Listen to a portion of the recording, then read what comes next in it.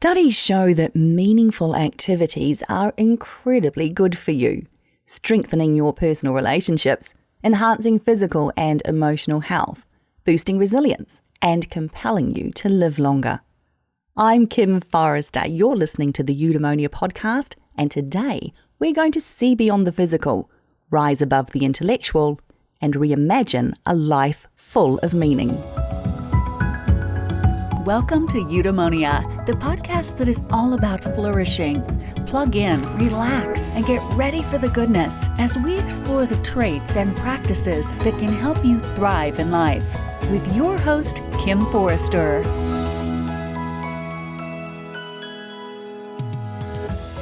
Rabbi Simon Jacobson is the author of the best-selling book Toward a Meaningful Life, and he is founding dean of the Meaningful Life Center. Rabbi Jacobson is considered one of the greatest scholars and most sought-after speakers in the Jewish world, yet his message is for all people. It's my honor to be connecting with Rabbi Jacobson today to explore the concept of a meaningful life and to learn why nourishment of the soul is vital if we want a flourishing life and a thriving society. Rabbi Simon Jacobson, it is just wonderful to have you here on the Eudaemonia podcast. How are you today? I am very well, and it's a pleasure to be with you and an honor.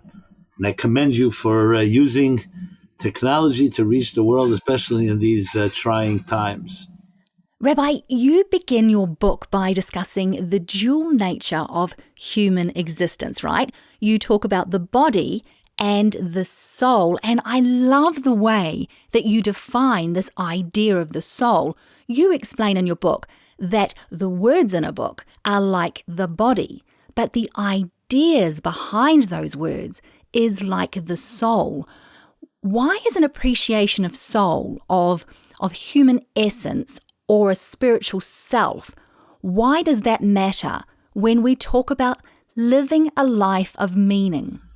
Because at the end of the day, especially in today's very highly materialistic world, when we focus on the superficial and on the surface level, we are just really not maximizing the potential that each of us is capable of. Today we understand that everything contains energy, whether it's the DNA in our beings or it's the microscopic subatomic particles in the physical world. And as long as you live on that surface level, you really cannot live a meaningful life. I'll call it a transcendent life. That's not just one of survival and existence, but one of deeper purpose and fulfillment and passion and excitement. And yes, meaning, in a sense, like a mission statement, simply not possible without digging beneath the surface of the body and entering into the domain of the transcendent soul. Now, you do write that our bodies are more nourished than they've ever been in human history, right? We have an excellent standard of living. We live longer. We have great technology, as you've pointed out. And yet you say we are starving for meaning and spiritual nourishment because we're using the wrong tools to find meaning, to seek meaning, to create meaning in our lives. How are we misguided? And what would you encourage as a more effective tool for finding meaning in our daily lives? Well, the million-dollar question. And it really comes down to this. I think that our homes and our education systems have to be overhauled, if I may. They focus so much on efficiency. Our children are taught as being efficient, learning mathematics, the physical sciences, and less about so-called themselves and their deeper purpose in life. So when you focus on the means instead of on the end, you'll ask most young men and women, and for that matter, older men and women, like, what's the hub? What's the center of your life? Who are you? Many people will give you their business card, when in fact, your business card just reflects what you do, not who you are. So that ultra focus on getting results, making money, influence, building equity in your life really distracts us from the core, the heartbeat, I would say, the heartbeat of who we are. And that is love, relationships, soul, spirit. And you see this. People who are overwhelmed at work, obviously the first casualty is going to be their relationships, is going to be their intimacy. going to be the love that they give or receive, because the material world tends to distract us, and you can get off on a type of instant gratification and forget about the hunger and that thirst within yourself, which is really for some deeper purpose, something more permanent than just the impermanent things of our lives. I can absolutely see that meaning and purpose have everything to do with who we are being and not necessarily anything to do with what we're doing. But are there cases where what we are doing is meaningful? And let me frame it this way. Can there be meaning in more superficial or more physical pursuits? Can seeking fame or seeking money or seeking ultimate beauty be meaningful if it feels purposeful for a specific individual? That's a very good question and an excellent question. As a matter of fact, since you're quoting my book, Toward a Meaningful Life, that's exactly what I did. Every chapter of that book goes through the spectrum of our lives. You'll see there's a chapter on education, there's a chapter on work, there's a chapter on health, there's a chapter on money. Every aspect of our lives can be spiritualized. So in other words, the mundane activities, even a simple meal or a simple walk, even those superficial things, if you infuse it with purpose, simply put, you're eating a meal.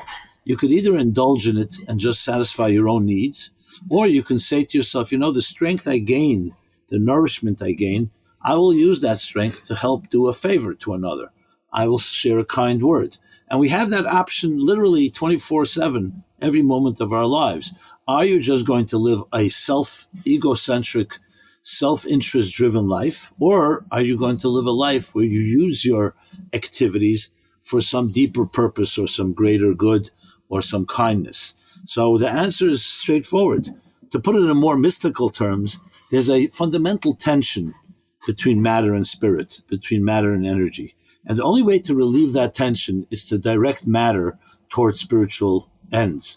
That's what I find is so powerful, because what it is really about essentially elevating and transforming our daily simple activities, or another way of putting it, making the ordinary extraordinary.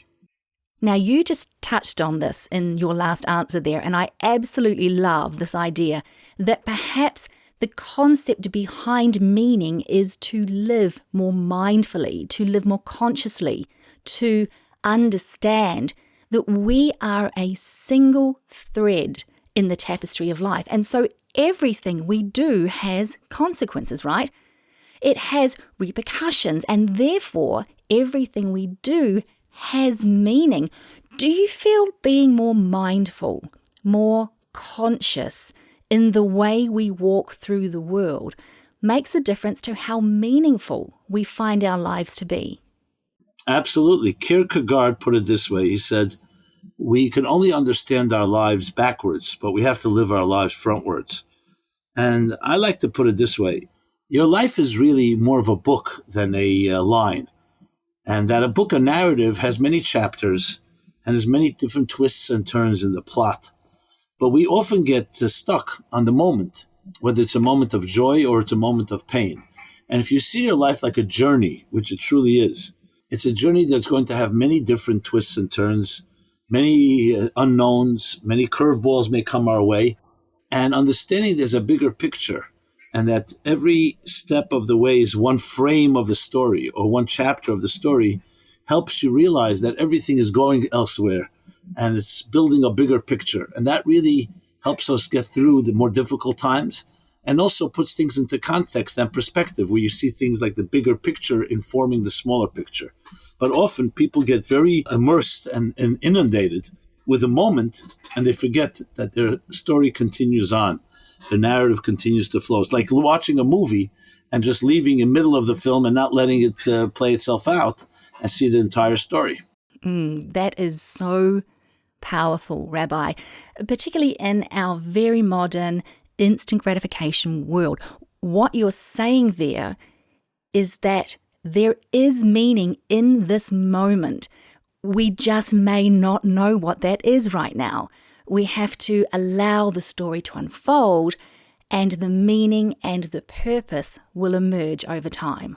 Absolutely. Look, in this highly technological world, Kim, what has happened is we've become spoiled in a way where we're so accustomed to that sense of entitlement that I can press a button and get something delivered at my door in moments, this type of instantaneous gratification, that we have somewhat lost the appreciation that things take time to emerge. There's a process. You can't pull a flower out of the ground. It has to grow. You need to nurture it. And respecting the process is a tremendous gift and understanding your life properly. Instead of, oh, if I can't get it right now, I'm frustrated. No, things take time. Love takes time. Trust takes time. Everything that's real in life, you'll see, is always a process and emerges. It's not something you can force, and it's not something you can purchase. Rabbi, let's go back briefly to that idea of body and soul and the tension between the two and the interaction between the two. I think it could be very easy to intellectualize the concept of what is meaningful for us. And I think that many of us have to resist the tendency to think, well, this should feel meaningful. This ticks all the right boxes. Or I think we need to resist the urge to pursue activities that others tell us are meaningful. How can we tell when something is truly meaningful for us as an individual? And in particular, Rabbi, how does our body respond when our soul is being nurtured? I love the word resonance. I think resonance is a very powerful word. It's like when you hear a song, no one needs to tell you that the song is touching you. You don't need proof. You don't need documentation. You don't need laboratory tests. It just resonates with you. And you either dance with the beat or you sing along. You get transported to another time and place. So I think the first way to recognize that something is truly true is when you see it resonating within you. It's almost like hearing something you always knew was there, but you couldn't quite articulate. And I think a second thing is there's a line that I really love that I don't know who coined it, but that people don't care how much you know until they know how much you care. Mm. We respond when people care. It may not even be brilliant and philosophical, but there's something about that empathy. And I think empathy also is another resonating element. Now, obviously, there are predators out there and manipulators and con artists that can take advantage. So you need to have your wits about you and make sure that you don't allow yourself to be hurt by someone. But very often you can recognize this type of resonating truths. And that's how you really learn to navigate. My point is that resonance also comes when you feel that there's a certain strength or faculty or capacity you have that maybe has not been appreciated. And when you hear someone encourage you, sing your song, express your voice, that too is a very powerful type of reinforcement that should also help your soul speak, and your body will feel comfortable because there's a certain seamlessness that comes into play. But the opposite is also true. When you suddenly feel yourself doing things or saying things or acting in ways that go against the grain of your nature, then often what's happening is you're just mimicking herd mentality, conformity, and all the other forces that really essentially submerge your soul, and your soul goes into hiding because it's not the real you that's speaking and the not real you that's communicating. That word resonance, what an exquisite word, Rabbi. And I do feel that maybe we should all use it 5 times in a sentence in the coming week, right? And seek it out in our lives. I just love it. As you were saying, your book, it is just delightful, and it takes us through all the phases of our lives and the ways in which we can imbue meaning into each of those phases. But throughout the whole book, I noticed 3 recurring themes: curiosity, humility, and an appreciation of our own potential as human beings. What role do these 3 concepts play in a more meaningful life? Well, the common denominator among all 3 is that it's not about focusing not on you, but on something beyond yourself. Curious of something that's outside of you, the humility, the ability to listen, the ability to absorb. We often get so consumed with my opinion, my feelings, that we forget that the single most important thing in life is being able to listen to another, being able to hear a deeper truth. And when you are very consumed with your own turbulence, with your own life, you really sometimes lose sight. It's like you can't hear the subtle hum of the beautiful violin due to the loud noises all around you. So it's really about opening yourself up, a type of getting your self-interest out of the way and allowing yourself to experience something beyond you, which of course is also the essence of love. Truly loving another, not selfish love, is really putting your needs aside and being able to experience another, listening to another perspective, opening yourself up to new horizons and new possibilities, getting out of your comfort zone. Growth comes when you are opening yourself up to other experiences beyond yourself. That's how I see those three items, yeah. That's awesome, Rabbi. Now, as children, we see ourselves as the center of the universe, right? It's what helps us survive. And seeing ourselves as the center of the universe convinces us that we have meaning. Do you feel that we lose the certainty in our significance as we grow older? Do you feel that we lose a sense of worthiness as we grow older? And if so, is there a way for us to reclaim significance and worthiness in our adulthood without it coming across as being self-centered or arrogant? Well, the answer is to both questions, absolutely yes.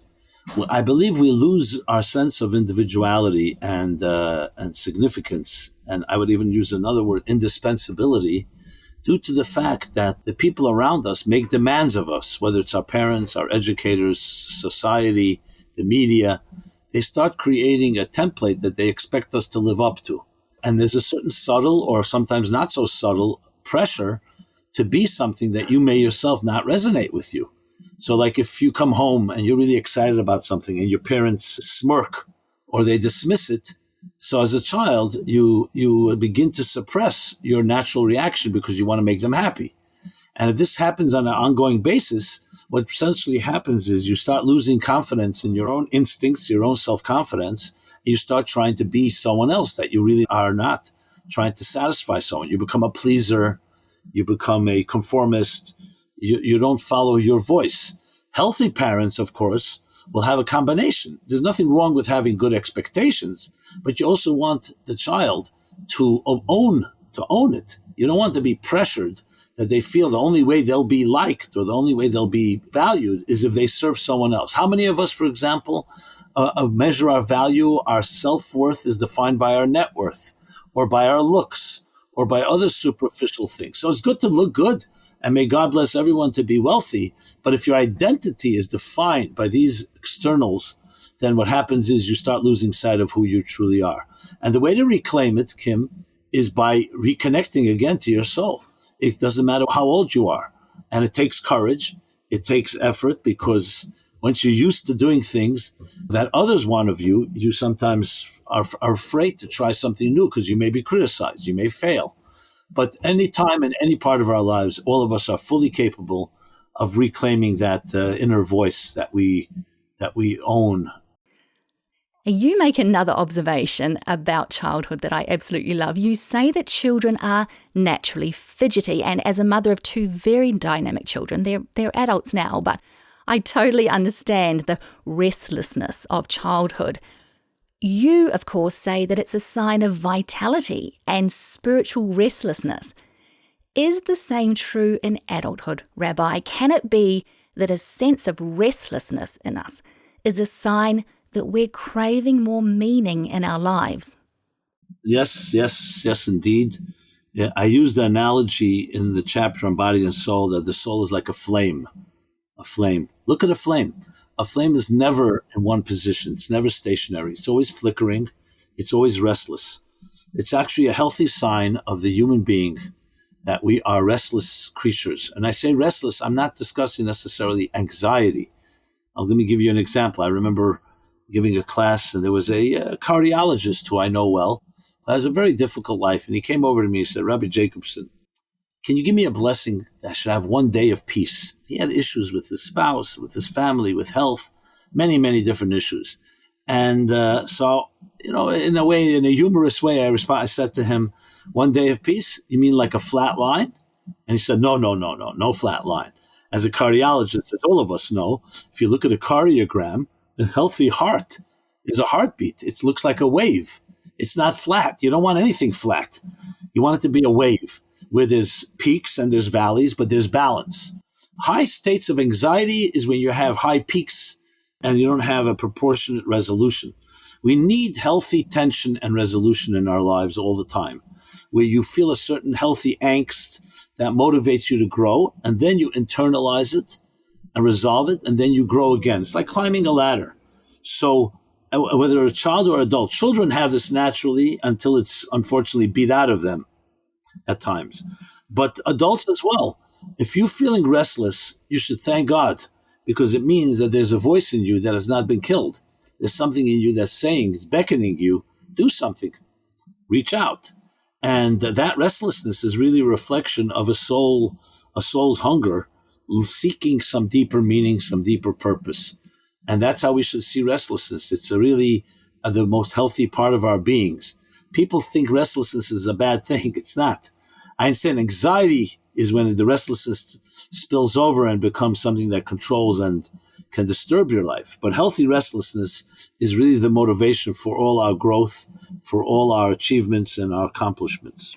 You are also very clear in your book that you see disruption and rebelliousness and a pushing back against the constructs of society as being really powerful tools when it comes to finding meaning. I think that many adults would consider sort of acting out and speaking up as something that's disruptive and unwelcome. You know, they'd prefer to just sort of keep the peace and obey all the rules. But you say that rebellious energy can be very meaningful and very powerful in our lives. Why is it important for us to harness anger, discontent, and that sort of very teenage-like rebellious intent and funnel that energy in really meaningful and constructive ways? Every form of growth, to put it in the words of the mystics, everything needs to go through a vacuum. You need to go through the awkwardness of adolescence to grow from a child into an adult. The egg needs to crack for a chick to come out. A mother goes through birth pains to give birth to a new beautiful child. Creativity is a child of frustration. Wherever you see any significant growth, wherever you see any paradigm shift, it will always be preceded by some type of disruption and discomfort. Because as long as you're continuing the old, you're not going to get something new. You'll just have more of the same. So any breakthrough has to come with some type of meltdown, like shedding one layer of skin to assume a new layer of skin. And there's simply nothing in life that doesn't work that way. We need to just see it through. The problem is that people don't want discomfort. And instead of recognizing, like we discussed earlier, the narrative, that it's a story, it's not just the crack in your life. It's the crack that lets the light in, as Leonard Cohen sings. And the crack, then, is a step toward growth. And any type, it's like the first time a child goes to school, the child will cry, go to camp, summer camp, they leave home. When we grow up, there's always going to be some pain of separation, but that separation leads to greater growth. And I think we are opting for the more comfortable approach and rather have the comfort than the growth, which of course is sad because we have so much great potential, but it never will come on its own. It will always require some leap, some discomfort. And discomfort by definition means you're moving from one paradigm to a better one. Now, Rabbi, I think for most people, the concept of meaning is entwined with the idea of a career or a vocation. You write that work is not just about paying the bills or accumulating our wants and our needs. You say it underpins what it means to be human. It's all about contribution. How important is it that we pursue meaningful work, meaningful careers, meaningful contribution? And you did touch on this earlier in the interview. If it's simply not possible for us to engage in what we think or feel is meaningful work, are there ways we can find meaning in whatever work we are engaging in? Yes. Well, like anything in life, we talked about body and soul. We need the fusion of these two forces because we live in bodies, but we're essentially souls. We're essentially transcendent creatures. And therefore, we need to find ways to fuse the two. We can't just live on the spiritual level because we live in a physical world. And living on the level of survival and existence is just not satisfying. We get bored, it's monotonous, and it can lead to all types of other troubles. So talking about work has those two elements as well. If work simply becomes a monotonous, tedious effort, which you're only doing because you need to have your paycheck, you're going to, at some point, it's going to catch up with you. But however, if whatever work you're doing, it can be menial labor, it could be something very noble, you can always use it for some greater good. You can teach others, for example, some of the expertise you've learned through your job. The interactions you have with coworkers or with employees and employers, you can always add some type of compassion, something kind. It may not be required by your job, but why not be a nice person? You're already doing that work. The particular work you do can teach you deeper lessons about human psychology, human nature, the human condition. But you need to be conscientious. You can't just go into automatic pilot and be mindless. If you allow yourself to think about it and concentrate, any type of work, literally, I mean that across the board, can be somewhat elevated to a higher state. Yeah, I guess the question we can ask ourselves if we feel that we're doing meaningless work is, how is this contributing to society? How am I being of service to others? How is this job enabling me to perform a service that is more transcendent? Would that be right? Yeah, absolutely. Let's take an example. Let's find an example of meaningless work. Anything comes to mind, Kim? Emptying the rubbish bins, collecting the garbage cans. I was thinking the same thing. I see we think alike. Okay. So that may sound like, okay, it's almost an embarrassing job because you're throwing out other people's garbage. So first of all, let's look at the human body. The human body, just as it's important that we digest the nutrients, it's also important that we dispel the waste. So the concept of dispelling waste per se is also a lesson in life, that we dispel the waste in order to be able to focus on the positive things. So number one, anyone doing that job, even though it may not be somebody say, I'm not proud of that work, but that work is part of human nature as well. The nature of existence is always looking to clean out any waste or any extras that need to be dispelled. So that's just one example. Number two, you have coworkers. You have people you work with. What is your attitude? What is your demeanor? So the fact is that you're in that position. You can help other people. You never know. You say something kind. You could just be angry about your job and just be bitter and frustrated and go to work with this sour face. And obviously, it's going to have an effect as well. Or you can have a very positive attitude. So there's always reasons to find, especially if you know that you were sent to this earth to achieve some greater purpose. Even throwing out the rubbish, I have to say, has purpose. Would I prefer that work? No, obviously I would prefer not doing it. But if I ended up being there in that position because whatever reason was, I would have to find deeper meaning. And that's the way it is. You never know why you're there. And anything that you're doing can always be some type of way can be redeemed. Yeah, one of the gifts of 2020, I believe, for people all over the world is the appreciation, the recognition of how meaningful these small jobs are. I think we've come to see, many of us around the world, that there are people out there in society who are doing almost invisible jobs. And those jobs are so meaningful for us as a society. So I love your answer there. At the end of your book, Rabbi, you discuss the concept of retirement, and I was absolutely delighted that you raised this particular topic. It seems to me that most of us have bought into the idea that we toil now, right? We do these superficial tasks now so that we can have a meaningful life at the end of our career or contribution. The fact is, though, that many retirees end up depressed, disillusioned, and in despair. How can we approach the concept of retirement in a way that is healthier for us and that enables us to find meaning at every age and every stage of life? As I write in my book, retirement and the elderly are actually underappreciated because even though they may be physically weaker than they were when they were younger, but their minds and their experience is tremendous. Society is actually losing out and throwing out a tremendous resource called experience. So The first thing is you need to know within yourself that you are absolutely valuable. Every moment you're here on earth, doesn't matter whether you feel weak or older and cannot lift as many weights as you were able to lift when you were 30 years old, you still have tremendous value to be given to this world. And you have to recognize that. The society would do itself a service if it was recognized it as well. As a matter of fact, the very word retirement, think about it, Kim. The word itself says, I'm retiring from life. I'm like giving up, almost fatalism, where that's not the case at all. I mean, at the end of the day, even if society doesn't appreciate you, I'm saying this to any elderly person, you need to realize your soul does not age.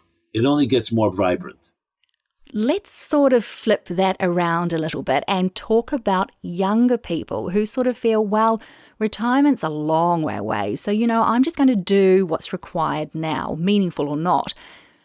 In your book, you encourage us to understand that we can imbue our lives with meaning now. Do you feel that if we are careful and more considerate of what is meaningful for us when we're younger, will we get to retirement more attuned to what is meaningful and purposeful in our lives? No doubt, no doubt. I'll take it even a step further, Kim. I believe that the obligation of parents and educators from the youngest age, not just the teenage years or young adults, but even from young childhood, to cultivate the spirit within us is more important than even nourishing the body. Obviously, we need to take care of our health and eat and drink and exercise well. But the spirit means infusing your child, infusing your teenager, infusing anyone with that type of sense. You're here for a reason. You were sent to this world. You have an indispensable mission to fulfill. I will do everything possible as your parent or educator to help you actualize that voice, that song that you need to sing.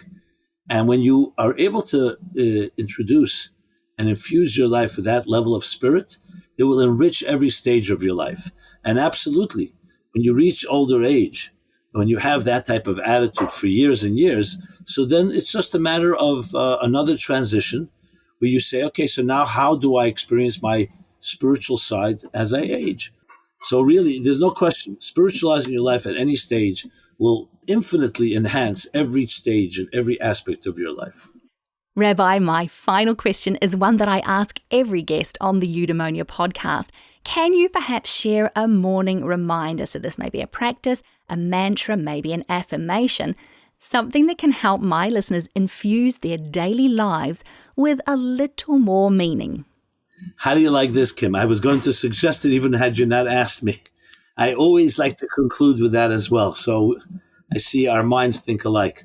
Yes, it's very straightforward. It's a several thousand-year tradition that comes from Jewish sources, but it's very universal and is beautiful. That as soon as you awake, before you do anything else, before you press the snooze button, before you jump out of bed, before you do anything, here's the mantra, here's the thought. Say out loud or in your mind, thank you for returning my life to me. Basically, acknowledgement, gratitude. You have a new day, new opportunities, new possibilities. Thank you for making me indispensable. Thank you for giving me a soul that has much to give to others, illuminating, warming other people. You begin every day with that focused message. I assure you that it will spill over to the rest of your day. You'll want more such moments. It's setting the tone for a new day. And with that, you go into the day saying, okay, so how can I now express my soul in everything I do? We spoke about work. We spoke about social interactions, whatever age in life you are. So you're beginning that day and do it consistently every day.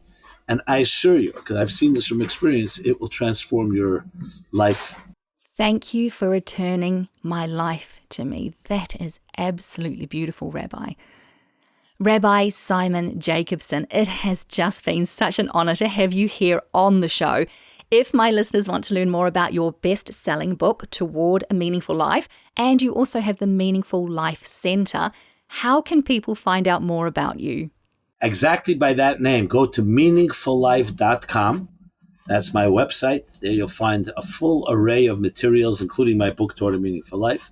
but also programs that we update on a daily basis that address really the entire spectrum of life. And no matter what age you are, no matter what background, it's a very universal and beautiful site. And I invite you to come visit there. And please drop me a note. I'm accessible. I would love to hear from any one of you. And it's been a real honor, Kim, to be able to communicate. There's nothing greater than the dignity of intersecting souls that cross-pollinate. Well, I feel truly inspired. My body is resonant at the moment, Rabbi. So thank you so much for choosing to be a part of the Eudaemonia podcast today. Pleasure and honor greatly. According to the American author and attorney Kilroy J. Oldster, we create a meaningful life by what we accept as true and by what we create in the pursuit of truth, love, beauty, and adoration of nature.